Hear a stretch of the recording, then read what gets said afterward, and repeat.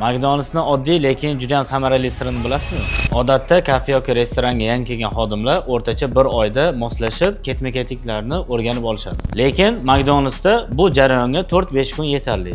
Ular shunaqangi aniq tizim yaratishganki, fast fooddan umuman xabar bo'lmagan odamlar ham bu ishga qisqa muddatda o'rganib ketishadi. McDonald'sda shunaqangi qo'llanma qilib qo'yganki, u kuxnyadagi har bitta pozitsiyada shunaqangi qo'llanma holatda yozib qo'yilgan bo'ladi. Misol uchun bitta lavashni olaylik. Bu lavashning ichiga lavash xamiri, ko'kati, sousi, go'shtni har bittasini grami bilan yozilgan bo'ladi va tagiga har bittasini qo'llanmasi, ya'ni qanaqangi holatda pishirilishi kerak, necha minut turishi kerak, necha minutda tayyor bo'lishi kerak, har bittasi yozilgan bo'ladi. Bu qo'llanmani siz kafe yoki restoraningizda qo'llasangiz bo'ladi.